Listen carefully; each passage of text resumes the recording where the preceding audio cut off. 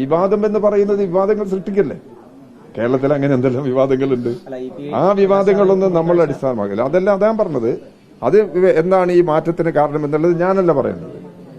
അത് പാർട്ടി സംസ്ഥാന സെക്രട്ടറി തീർച്ചയായിട്ടും ഇന്ന് സ്റ്റേറ്റ് കമ്മിറ്റി യോഗം കഴിഞ്ഞാൽ അദ്ദേഹം സാധാരണ പോലെ പത്രക്കാർ കാണുമെന്നാണ് ഞാൻ പ്രതീക്ഷിക്കുന്നത്. എന്തെങ്കിലും വിശദീകരണം നൽകാനുണ്ടെങ്കിൽ പാർട്ടി പത്രങ്ങൾക്ക് വിശദീകരണം നൽകും. അതല്ലാതെ ഞാൻ വ്യക്തിപരമായിട്ട് അതിനെക്കുറിച്ച് വിശദീകരിക്കാൻ ശ്രമിക്കുന്നില്ല. ലോക്സഭാ തെരഞ്ഞെടുപ്പിന് ശേഷം പാർട്ടി നേതൃത്വം തന്നെ സംസ്ഥാന സെക്രട്ടറി പറഞ്ഞിരുന്നു തിരുത്തൽ നടപടികൾ ഉണ്ടാവും. ഞാനും പറഞ്ഞ തിരുത്തലില്ലേ? അതിന്റെ ഭാഗമായി തന്നെയാണ് ഇന്നും. അല്ല, ഞാൻ പറഞ്ഞത് അത് എന്നെ കൊണ്ട് നിങ്ങൾ അങ്ങനെ പറയിപ്പിക്കാൻ ശ്രമിക്കില്ല.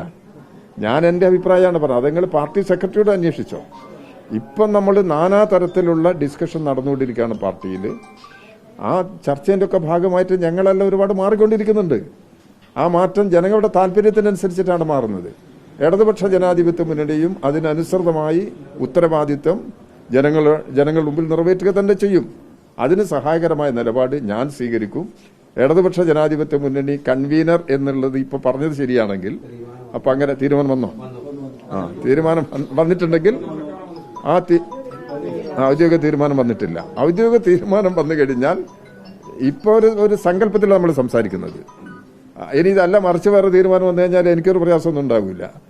പാർട്ടി എന്താണോ തീരുമാനിക്കുന്നത് അതിനനുസരിച്ചിട്ടാണ് ഞാൻ നിൽക്കുക. അപ്പം അതുകൊണ്ട് പാർട്ടി തീരുമാനത്തിനനുസരിച്ച് കാര്യങ്ങൾ നടത്തിപ്പോകുക എന്നുള്ള നിലപാട് നമ്മൾ സ്വീകരിക്കും. ഇനി കൺവീനറായി പ്രവർത്തിക്കേണ്ടി വന്നു കഴിഞ്ഞാൽ ഈ ഉത്തരവാദിത്വം സത്യസന്ധമായി ജനങ്ങൾക്ക് വേണ്ടി നിർവഹിക്കാൻ തന്നെയാണ് ശ്രമിക്കുക.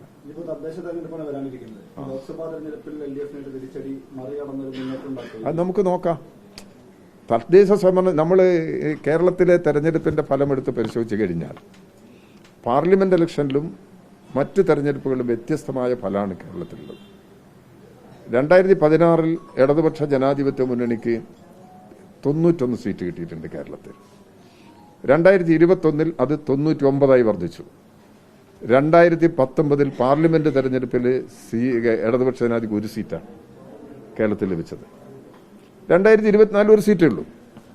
ഈ പാർലമെന്റ് ഇലക്ഷനിലും പിന്നെ മറ്റ് തെരഞ്ഞെടുപ്പുകളിലും വ്യത്യസ്തമായ ഫലമാണ് കേരളത്തിൽ നമുക്ക് അനുഭവപ്പെടുന്നത്. അതിന് രാഷ്ട്രീയമായ കാരണങ്ങളുണ്ട്. അപ്പം അതെല്ലാം വെച്ചുകൊണ്ടുള്ള പരിശോധനയാണ് ഞങ്ങൾ നടത്തുന്നത്. ആ പരിശോധന നടത്തി ജനങ്ങളുള്ള ഉത്തരവാദിത്വം കൂടുതൽ നിറവേറ്റും എന്ന ബോധ്യം ജനങ്ങളിൽ ഉണ്ടാക്കാൻ ഞങ്ങൾ ശ്രമിച്ച് ഞങ്ങൾ ജനങ്ങളിലേക്ക് ഇറങ്ങിക്കഴിഞ്ഞിട്ടുണ്ട്. അപ്പം അതിന്റെ ഭാഗമാണ് കാര്യങ്ങൾ. ഇപ്പൊ ഇവിടെ ഒരു പരിപാടി നടക്കുന്നുണ്ട്, അതിന്റെ ഭാഗമാണ് ഇതെല്ലാം. അപ്പൊ അതുകൊണ്ട് ഞങ്ങൾ ആ കാര്യത്തിൽ 100% ബോധ്യമുള്ളവരാണ്. ഞങ്ങൾ ഉപേക്ഷിക്കില്ല. ജനങ്ങൾക്ക് ഞങ്ങളെ ഉപേക്ഷിക്കാൻ കഴിയില്ല. ജനങ്ങളോടൊപ്പം ജനങ്ങൾക്ക് വേണ്ടിയാണ് ഈ കാലഘട്ടങ്ങളിലെല്ലാം നാനാതരത്തിലുള്ള ക്ഷേമ പ്രവർത്തനങ്ങളെല്ലാം ഞങ്ങൾ നടത്തിയിട്ടുള്ളത്. അതുകൊണ്ട് ഇപ്പോൾ അധികാരത്തിൽ വരുമ്പോൾ ഈ അധികാരം ഉപയോഗിച്ചുകൊണ്ട് ജനങ്ങളെ എങ്ങനെയെല്ലാം സഹായിക്കാം, ആ ഉത്തരവാദിത്വം ഞങ്ങൾ നിറവേറ്റുക തന്നെ ചെയ്യും.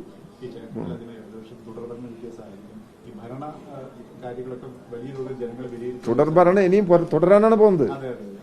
കേരളത്തിൽ വേറെ ആർക്കെങ്കിലും ഇപ്പൊ അധികാരത്തിൽ തിരിച്ചു വരാൻ കഴിയുമെന്നുള്ള പ്രതീക്ഷയൊന്നും വേണ്ട.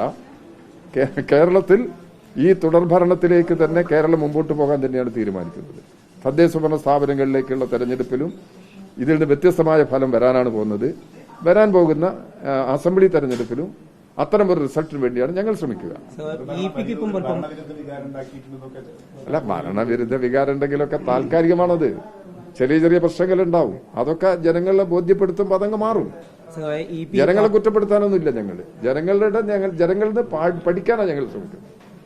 ജനങ്ങൾ എങ്ങനെ ചിന്തിക്കുന്നു, ഭരണത്തെക്കുറിച്ച് എതിരഭിപ്രായം ഉണ്ടോ, അത് ഞങ്ങൾ പരിശോധിച്ചിട്ട് തിരുത്തിപ്പം ബഹുമാനപ്പെട്ട മുഖ്യമന്ത്രി കഴിഞ്ഞ നിയമസഭയിൽ റൂൾ 300 ഉപയോഗിച്ച് ഒരു സ്റ്റേറ്റ്മെന്റ് നടത്തിയില്ലേ? അത് ഭരണഘടനാപരമാണ്. ആ സ്റ്റേറ്റ്മെന്റിൽ ഞങ്ങൾ ചെയ്യാൻ പോകുന്ന കുറെ കാര്യങ്ങൾ പറഞ്ഞിട്ടുണ്ട്. അതെല്ലാം നടപ്പിലാക്കാൻ പോവുകയാണ്. എത്ര സാമ്പത്തിക പ്രതിസന്ധിയാണെങ്കിലും ഈ പ്രശ്നങ്ങളിലെല്ലാം ഉറച്ച നിലപാടെടുത്ത് മുഖ്യമന്ത്രിയുടെ നേതൃത്വത്തിൽ ഗവൺമെന്റ് മുമ്പോട്ട് പോകുക തന്നെയാണ് ചെയ്യുന്നത്. അക്കാര്യത്തിലൊന്നും വേറെ പ്രയാസമൊന്നും ഉണ്ടാകാൻ പോകുന്നില്ല.